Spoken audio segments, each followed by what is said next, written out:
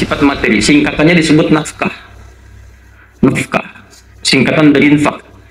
Makanya saya kurang sependapat kalau ada istilah nafkah batin. Itu berbeda.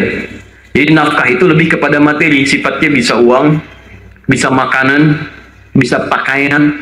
Nah, itu nafkah infak. Sekarang kita tingkatkan dengan pola yang baik. Saat masuk kepada masa-masa ini, maka tingkatkan infak. Karena sifatnya berupa materi, tidak setiap orang bisa mendapati itu di waktu yang ditentukan. Karena itu jauh-jauh hari sebelum masanya, sekarang masih 10-11 hari, kita usaha. Kira-kira mana yang terbaik yang bisa kita infakkan? Yang punya uang, ayo siapkan posnya dari sekarang. Yang belum punya, cari maksimalkan. Saya nggak ada uang nih, sampai dengan yang akan datang. Pakaian, coba buka antum. Lemarinya coba lihat. Barangkali ada banyak pakaian yang sudah jadi koleksi, antum sendiri gak gunakan. Boleh jadi dititipkan oleh Allah di tangan Anda, supaya dengan tangan Anda mendapatkan pahala dari titipan Allah Subhanahu wa Ta'ala. Saya katakan cepat itu lakukan sebelum Allah titipkan pada tangan orang lain. Atau bahkan terjadi pada barang itu ketika tidak bermanfaat, Allah tidak berkehendak, sudah. Cuman banyak dikoleksi, musnah aja sekalian. Terjadilah kemudian musibah dan sebagainya. Paham ya? Ada makanan. Ya, saya sarankan perbanyak. Antum datang ke majelis ilmu walaupun cuma bawa aqua, ya, bawa misalnya kurma, dibagi dan sebagainya, atau yang kecil-kecil, yang menurut sementara orang tidak berharga, tapi barangkali disitulah surganya antum, teman-teman sekalian. Disitulah surganya Anda. Tiba-tiba orang ke taklim kehausan, begitu mau pulang atau berangkat datang, Anda di kejauhan tiba-tiba mendatangi. Datang jeruk satu, Pak. Ini buat menghilangkan haus. Masya Allah. Begitu dimakan, asam. Bisa ya? Gak apa-apa. Pelan-pelan. Oh, asam ya Pak. Masya Allah. Begitulah Pak, ke surga itu seperti itu Pak rasanya. Kadang-kadang butuh ujian, kadang-kadang asam dan sebagainya. Insya Allah besok kalau saya terbiasa dengan yang asam akan mendapatkan yang manisnya. Ya. Sudah ya? Makanan, teruskan, naikkan dan sebagainya. Nah, saya mau bicara pada hal yang paling penting. Lelaki di rumah tangga itu punya kewajiban infak. Dalil Quran surah keempat ayat 34 paling kiri sebelah atas. Ar-rijalu qawwamuna 'alan nisa bima faddala Allah ba'dahum 'ala ba'din wa bima anfaqu min amwalihim. Tolong fokus di sini. Infak pertama, kepala keluarga kepada anggota keluarganya. Saat Dzulhijjah ini, coba antum evaluasi. Bukan hanya meningkatkan kuantitas infak. Saya tidak bicara uang belanja tambah misalnya, atau anak-anak tambah bekal, bukan. Coba Anda evaluasi, memasuki bulan Dzulhijjah ini, selama Anda berikan nafkah untuk keluarga, berapa di antara nafkah itu yang sudah mendekatkan keluarga kepada Allah Subhanahu wa Ta'ala? Cek. Anak-anak disekolahkan di mana? Antum capek-capek cari kerja, dibiayai, tiba-tiba setelah dewasa dia tidak bisa sholat. Jenazah tidak bisa menyolatkan antum. Antum meninggal tidak bisa mengafani antum. Apa investasi antum? Gak ada gunanya di situ. Hanya dunia saja. Kalau cuma mengangkat status dunia, antum ketinggalan. Yang belum beriman pun mereka sudah mengangkat anaknya demi status dunia. Anda pengen anak juara matematika, anak orang lain sudah dapat Nobel. Makanya saya katakan, kalau berlomba untuk urusan dunia itu kecil. Nilainya nggak ada. Celupkan air ke dalam gelas, angkat sedikit, tetesan pertamanya dunia. Cuma segitu nilainya. Tidak berlomba untuk akhirat. Begitu Anda lombakan anak Anda untuk akhirat, maka dia akan jadi pemenang termasuk dalam urusan dunianya. Ya, dunia itu seperti bayangan. Kalau antum kejar-kejar, capek, nggak akan ketangkap. Ayo silahkan kejar bayangan, pulang di sini kejar terus. Ya capek antum. Caranya berbalik dari bayangan, maka bayangan akan mengikuti Anda. Cari akhirat, Anda tidak akan ketinggalan dunia. Silahkan cek orang-orang dulu. Mereka penghafal Quran, ahli hadis, tapi ahli matematika juga, ahli fisika, ahli kimia, ahli macam-macam. Dan bukan aib. Kalau anak kita misalnya sekolah dalam umum, nggak ada masalah. Tapi hadirkan nilai Quran di dalamnya, hadirkan hadisnya. Cek lagi. Rumah yang antum kemudian titipkan pada istri ketika antum bekerja, jadi apa di dalamnya? Cuman sekedar tidur, istirahat, masak, dan sebagainya. Jangankan Anda, yang belum beriman pun bisa menggunakan rumah seperti itu. Pernah nggak rumahnya dipakai zikir? Majlis ilmu, tempat untuk bermunajat kepada Allah, tempat untuk mendidik anak-anak yang dekat dengan Allah. Ada nggak ruangan untuk baca Quran untuk anak-anak? Ada nggak contoh untuk sholat berjamaah? Ada nggak si kecil punya sajadah? Jangan-jangan anak nggak bisa sholat bukan karena mereka sulit diminta sholat, karena antum nggak pernah memfasilitasi dengan infak itu supaya mereka sholat. Coba lihat pakaiannya, pernah nggak berikan belikan pakaian khusus untuk sholat. Coba lihat kelengkapannya. Jangan-jangan di kamarnya cuma novel yang dikoleksi. Bacaan Quran tidak pernah ada. Mushaf tidak ada. Bagaimana Anda bisa berdoa menjadikan anak yang soleh sementara Anda tidak memfasilitasi anak Anda untuk soleh? Coba lihat kendaraan antum sebelum masuk ke dalam bulan-bulan ini. Dari sekian hidup antum dititipkan kendaraan, berapa kali antum gunakan untuk ibadah? Dan itu akan ditanya. Terus aluna yawma idzin 'anil na'im. Antum akan ditanya setiap tetes nikmat yang antum dapati. Itu titipan. Berapa banyak digunakan untuk ibadah? Pulang buka pakaian, lihat koleksi. Buka kemudian lihat kendaraan dan sebagainya. Dibandingkan dengan urusan-urusan dunia, berapa digunakan untuk kepentingan ibadah di hadapan Allah Subhanahu wa taala. Makanya saya katakan modifikasi isinya dari sekarang. Antum punya kendaraan, mobil misalnya, isikan moral Quran di dalamnya. Berangkat kemana-mana itu jadi saksi di hadapan Allah. Jadi saksi itu. Antum dengarkan tausiah, dengarkan Quran di situ. Ya pakai motor misalnya, gunakan untuk yang baik-baik dan seterusnya. Luar biasa.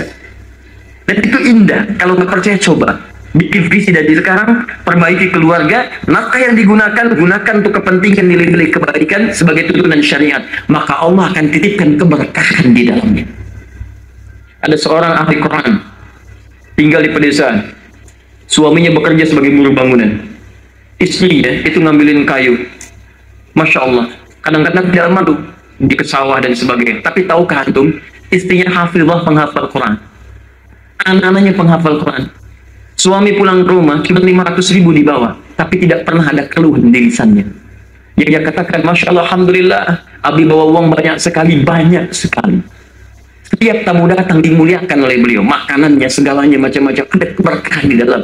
500.000 tahan dalam sebulan, disebut banyak, dan ada keberkahan di dalamnya. Antum 5 juta, 15 juta masih merasa kurang, butuh berapa lagi? Coba cek lagi. Nah, yang terakhir, bagian dari infak ini, teman-teman sekalian, juga nanti ada pengelompokan setelah keluarganya baik. Jangan-jangan antum banyak infak keluar, tapi keluarga belum tertata. Setelah itu nanti ada 5 golongan. Di Quran surat kedua ayat 215. Paling kanan sebelah bawah. Yas'alunaka madza yunfiqun. Mereka bertanya padamu apa yang harus diinfakkan. Qul ma anfaqtum min khair. Katakan kalau mau infak yang bagus-bagus. Kualitas bagus. Jadi makanan, cari makanan yang baik. Kalau beli mangga, kalimatnya bagus, jangan tunggu sampai mengkerut baru diinfakkan. Mah, udah nggak enak nih, ya kasih security aja depan. Security, Masya Allah. Antum aja nggak enak lihat. Quran surah kedua 267. Wala tayammamul khabitha minhu tunfiqun wala min akhirih illa an tughmidu fihi. Kamu mau nginfakin, kamu aja ngelihatnya nggak enak, mau dikasih orang, kata Quran sindiran. Pertanda Allah tidak terima itu semua. Jadi teman-teman cek. Lalu kalau sudah ada yang bagus, pada siapa diinfakkan? Pertama walidil walidain, orang tua. Cek. Orang tua, kandung yang pertama. Kalau masih ada ayah ibunya, muliakan dia. Ya, muliakan termasuk di awal bulan-bulan ini. Kalaupun cuma beli mangga, kirimkan. Mama nggak mau mangga, mama mau pulsa aja, kasih pulsa. Ya, Masya Allah. Pulsa sudah masuk, Ma? Sudah, terima kasih sayang. Terima kasih. Kamu anak soleh ya. Begitu keluar kalimat, kamu anak soleh, doa dari orang tua. Masya Allah. Kirimkan lagi pulsanya. Kamu soleh banget, nak. Mas, datang lagi tuh. Gak apa-apa, muliakan. Semampu kita ketika kita bisa mewujudkannya, itu yang terbaik. Wal akrabin, kerabat terdekat. Jangan jauh-jauh dulu. Antum kasih jauh kerabat sendiri, jauh dari perhatian. Akrabin dibagi dua, dibagi dua. Ada kerabat dari jalur kekerabatan keluarga, rahmukallah. Ada kekerabatan bertetangga. Lihat tetangga antum, kanan kiri. Ya, jika masak makanan, berikan. Dan kaidah dalam hubungan kemanusiaan, jangan cukupkan pada yang muslim. Kalau memang tetangga kita semua ini, mohon izin ya, ada yang non-muslimnya, sentuh dia, berikan bagiannya. Bukan karena dia mengatakan, siapa yang masak makanan, baunya sampai ke tetangganya, maka berikan dia walaupun kuahnya kencang sekali. Walaupun kuahnya. Jadi antum makan ayamnya, dia kuahnya. Gitu. Oh, cara memahaminya begini, kalaupun cuma masak kuahnya saja, bagilah kuahnya itu. Supaya pertama, dia tidak suudzon kepada antum. Antum masak kuah opor ayam. Kuahnya aja, dalamnya singkong. Dan antum bagi, maka tetangga merasakan baunya. Oh, masak opor nggak bagi-bagi, padahal singkong. Bagi dia. Kalau ditanya, kok cuma kuahnya? Di situ kan ada ayamnya. Ini bisa ya? Jadi, tapi kita bisa cari dengan kalimat-kalimat yang baik. Nah, pemahaman kedua, kuahnya aja dibagi, apalagi isinya. Itu maksudnya. Antarkan, walaupun dia non-muslim, antarkan. Begitu masak, bagi, sampaikan. Masak, berikan. Pak, baik sekali. Kok hari ini bisa ngasih? Ini bukan baik, tapi Allah memerintahkan saya untuk berbagi. Itulah keindahan Islam. Bagi. Jangan lihat, ini muslim kasih, non muslim tidak. Ini belum syahadat mau dikasih, tidak, berikan. Begitu disampaikan, ada buah, sampaikan. Pak, kemarin ayam, sekarang buah. Tumben hari ini, bukan tumben, Rasulullah memerintahkan saya untuk berbagi. Ini rezeki yang Allah titipkan, silahkan. Tapi kan kita beda keyakinan, tapi tidak menghalangi kita untuk berbagi. Masya Allah, itu indah. Besoknya dia WA lagi, Pak, Allah sudah perintahkan berbagi belum hari ini? Minimal ada kalimat Allah di lisannya, udah bagus. Ya, paham ya? Jadi tebarkan, dan sebagainya. Pasti mesti ada. Wal yatama, anak yatim. Yatim di sini bisa dia masuk kategori fakir miskin, bisa masuk dalam kategori bukan fakir, bukan miskin. Bapaknya meninggal, memang mungkin ada harta, tapi dia butuh hiburan yang lain. Ya, perhatian, kasih sayang antum kerabatnya misalnya, boleh belikan mainan dari bentuk infak, berikan padanya, sampaikan, berikan hiburan. Dia senang mainan, berikan. Oh, terima kasih, ini kan yang kemarin diminta sama ayah. Mudah-mudahan nanti baik ya, dan bisa menutupi permainannya, nanti main ke om sama-sama. Oh, terima kasih, oh Masya Allah, sudah dekat dia nih. Ya, nggak apa-apa, kamu kan yatim. Oh, tidak ya, kalimat itu simpan. Ya, di masa Nabi itu luar biasa. Nabi melihat sedang berjalan, ada sekelompok anak-anak, dan sedang bermain. Seketika terlihat seorang anak kecil. Ini kisah nyata, kisah orang-orang soleh di masa lalu, dan terinspirasi dari kisah-kisah Nabi. Sebagian kisah-kisah Nabi yang langsung dialami. Kemudian ketika dilihat anak ini termenung sendiri, dan dia sedih. Kata Nabi, kenapa kamu? Nabi, kata anak ini, saya malu bermain dengan mereka. 5, kata Nabi, kenapa? Ini saya tidak punya mainan, pakaian saya pun lusuh. Kenapa? Ayah saya meninggal fi sabilillah.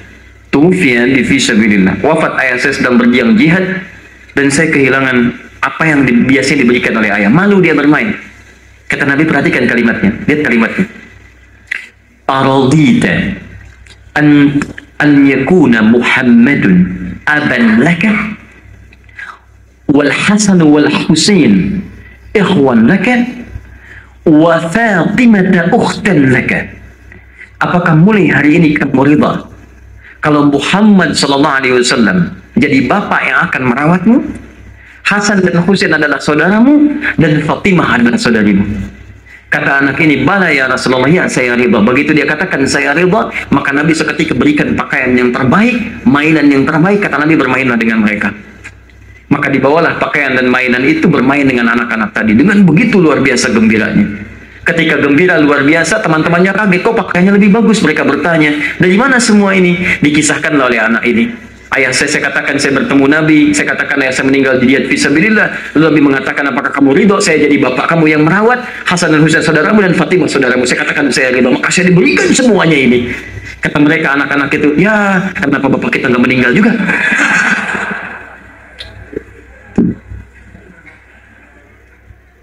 Oke, wal yatama wal masakin wabnis sabil, itu maksimalkan. Setelah itu lebih luas lagi, infak. Nah, teman-teman sekalian, saya agak cepat teruskan. Kemudian sedekah. Kalau sedekah lebih umum. Ingat, sedekah lebih umum. Kalau infak spesifik, harta. Ya, harta yang tadi saya sebutkan, bisa makanan, pakaian, minuman, dan sejenisnya. Kalau sedekah, itu setiap kebaikan yang mampu dikerjakan. Ya. Bahasa fikihnya, kullu ma'rufin sedekah. Setiap kebaikan yang mampu ditenun, itu sedekah. Sekalipun bukan dalam bentuk harta. Baik, mohon izin, maaf, walaupun cuma senyuman. Basmatuka fi wajhi akhika shadaqah. Senyum Anda yang membahagiakan orang sekitaran Anda, yang memberikan dampak kebaikan di hadapan orang lain bagi Anda, itu sedekah. Di senyum yang membahagiakan, bukan senyum yang menghadirkan penasaran. Ingat baik-baik kan? Aku kebingungan. Senyum sedekah, pulang dari sini di jalan senyum. Sehat. Dari mana tadi Ustaz Adi? Hati-hati, jangan talim ke sana, nanti bisa begini. Ya, paham ya? Baik, jadi maksimalkan. Walaupun misalnya maaf sekali lagi, misal saya belum ada uang, saya ke masjid, saya coba bantu bersih-bersih. Ambil. Di jalan ada misalnya duri atau yang lain, sapukan, ambil sedekah. Tahu pahalanya? Senilai dengan jihad fisabilillah atau bahkan lebih daripada itu. Kapan lagi mendapatkan peluang seperti itu? Poin paling cepatnya, jika Anda, menemukan peluang untuk beramal soleh, cepat kejar itu. Dengan apapun itu sifatnya. Bisa dengan harta, bisa dengan pengetahuan, bisa dengan kedudukan, bisa dengan tenaga. Atau sekedar senyuman.